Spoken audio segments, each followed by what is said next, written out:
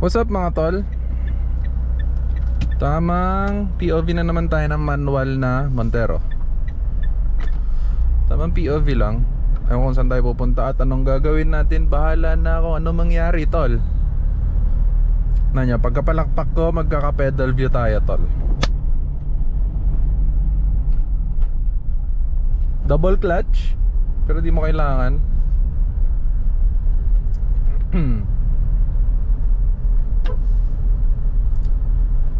Ito yung gagawin natin. Try natin maghanap ng paataas para mag inclined tayo. Inclined driving. May pataas doon.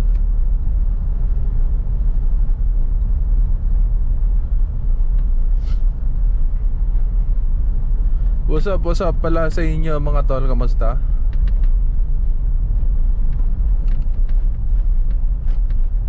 Yan. Tama, relax lang. Sabi engine brake. Sabi clutch in, primera tol.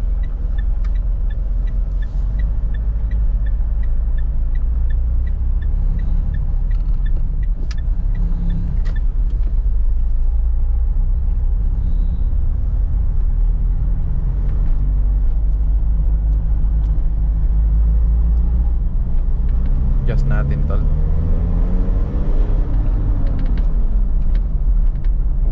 Wow. Do not enter. Entrance only.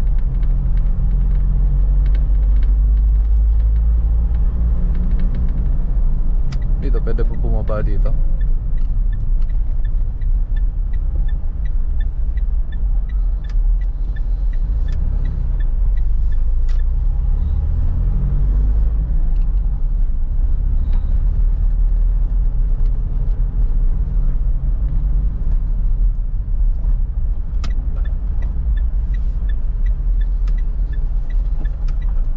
One way, hindi pwede pumasok.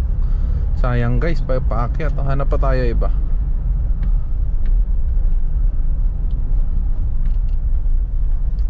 Meron ba doon?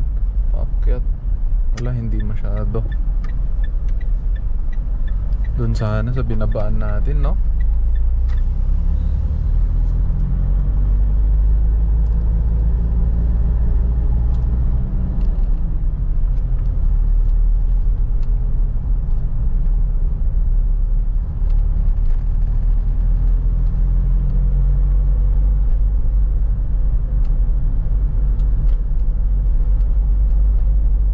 Ganda dito na guys. Wow, ang ganda. Wow. O, ginuwigo. Bronze mags. Tsaka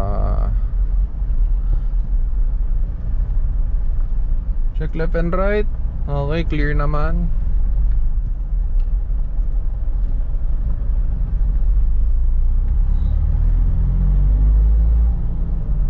Ay, dito, may pakyat dito.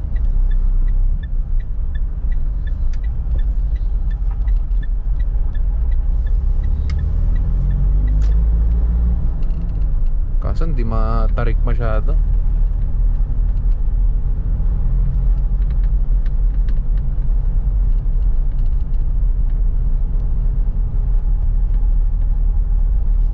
Kaya natin try dito. Tignan nyo guys, hindi ako gagamit ng handbrake. Clutch lang. Templayin mo lang yung clutch. Ayan, biting point. Tanggalin mo na yung brake. Tapos baka mo onti yung gas. Sabay release ng clutch. Medyo matarik na rin pala yun. Hindi lang siguro halata sa video.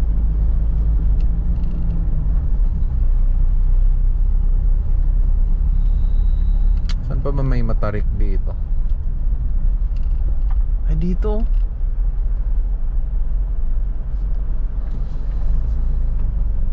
May driving school guys, oh. Bip tayo. Lalang. Ginit-git. Joke lang. Ayan, yan. Pataas to. Pataas na, tapos pataas pa. Saan ka pa? Doon tayo bubelta.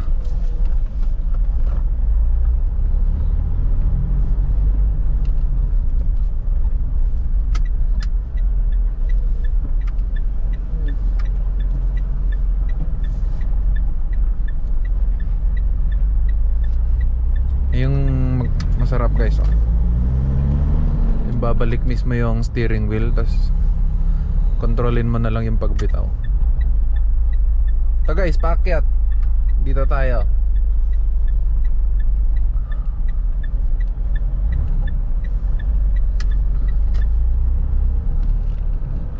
Oh. Paakyat yan, tanggalin ko preno, atras, oh. Oh.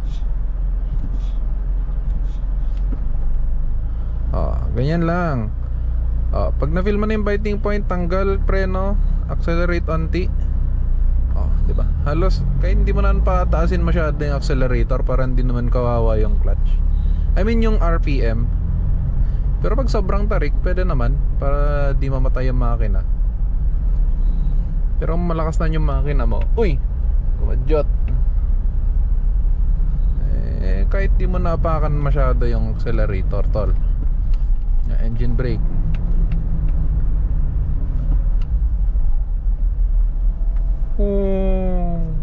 Engine brake, tol, di ba? Hihinto lang rin niya.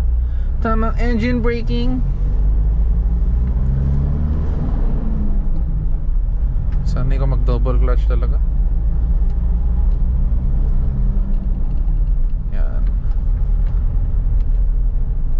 Pakyat rin to. Practice ulit tayo, tol. Pataas yan, ha. Cambio ka ng primera. Clutch in, cambio primera. Biting point, tol. Yan na yung biting point. Tanggal preno, di ba di siya maandar? Pero dapat bilisan nyo, kasi kawawa naman yung clutch, tol, pag matagal na naka biting point lang. Pero syempre kung baguhan ka, okay lang. Pero pag nasanay mo na, makukuha mo rin naman yan, tol.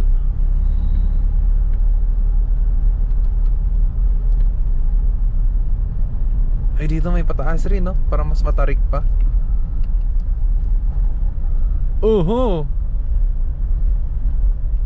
Ay, may matarik pala dun.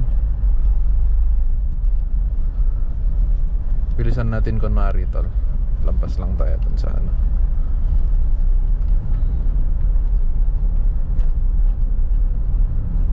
Dito. Medyo mabilis na kambyohan.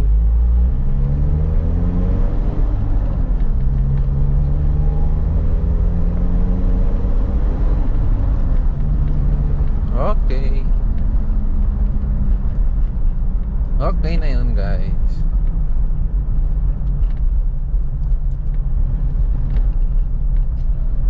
Blip mo lang onti yung throttle para mag-rev match. Ay, wala, hindi niya bibigay. Ay, bigay niya rin. Ayan, tol, matarik. Eto, matarik, tol. Ayan, ha. Potik na yan. Tignan niya, tol, potik. Tanggal ka, tol, ng ano. Wait lang, okay. Pagkatanggal ka ng preno, tol, tingnan mo, atras. Hop. Pero pag yan, clinach mo, biting point, pag binitawan mo yung... Ay, wait lang, hindi pa nag-biting point pala. Ayan, biting point. Kahit hindi mo nagasan yan, tol, pero manginginig yung sasakyan.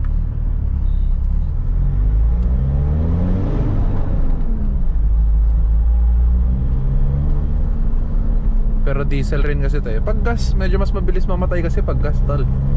Gas engine.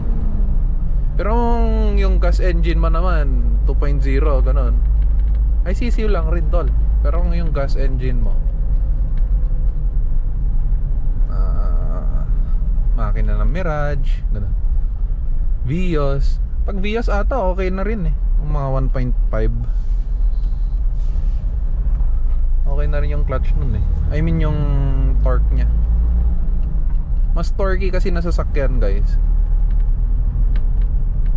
Madaling, kahit di man i-accelerate para paalisin yung sasakyan.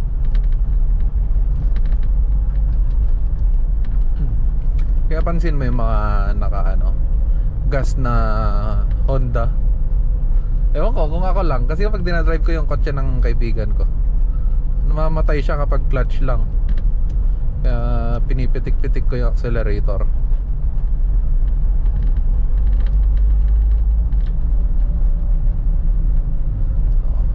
Okay na rin yun, no, tol? Tamang ikot na lang muna tayo dito.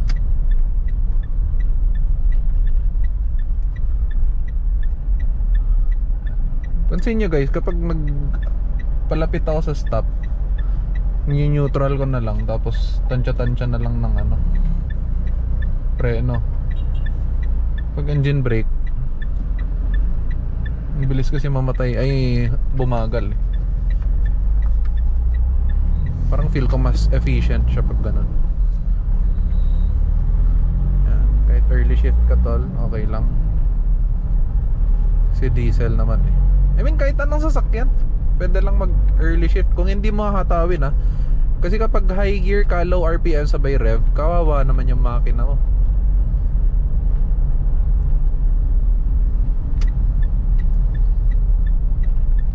Ito tayo, tol.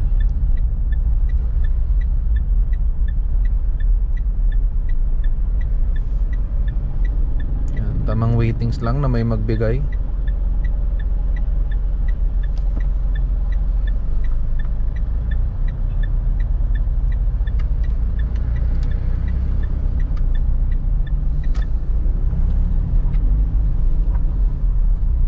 Ginagawa mo, kuya.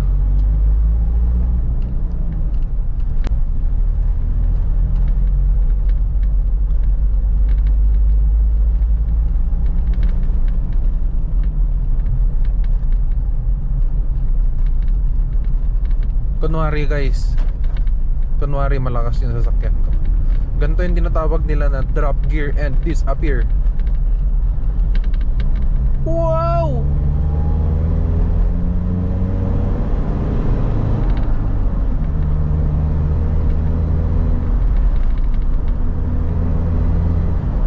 Napanood nung kapatid ko yung video. Nakapapataray ka, sabi niya. Sa Tagalog, bilis mo magpatakbo, sabi niya yan. Tsaka yung tatay ko guys, pag napapanood niya yung video na ina-upload ko, gagalit eh. Hindi yan nagagalit. Huwag daw masyado ganun magpatakbo. Tama naman, huwag masyado ganun. Pero syempre pang content mga tol. Tulad na ito, overtaken natin yung MUX. Wow! Si Bak, pero di naman siya nakikipagkarera sa akin. Hindi siya nakikipaghabulan.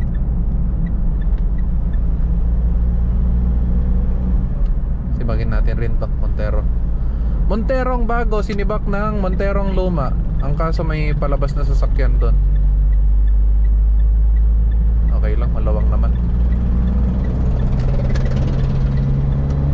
Oh!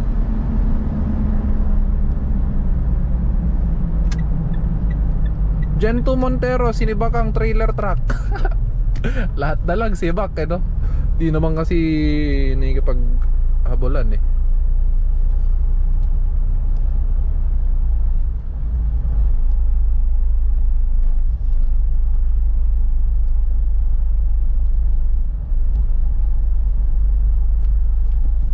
Pero ang sarap i-drive nito mga tol, Montero. Binabiyahe namin to eh. Binahe namin to ng mga tropa ko ng Baguio. Smooth na smooth, tol. Smooth na smooth. Sisiw yung mga ahon dun. May napuntahan ba kami, naligaw kami. Sobrang tarik. Namatayan ako nung una. Kasi parang paakyat na ako, tapos eto na yung highway. Ganyan na siya. Biglang may gumanon na sasakyan, di siya nagbigay.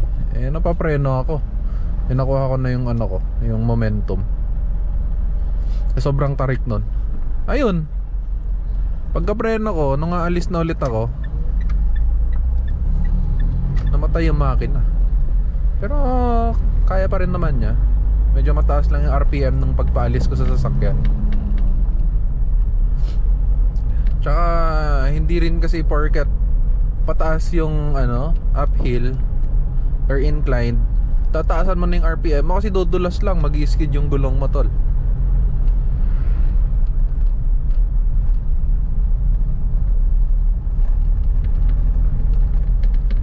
Wow, wow, wow, wow.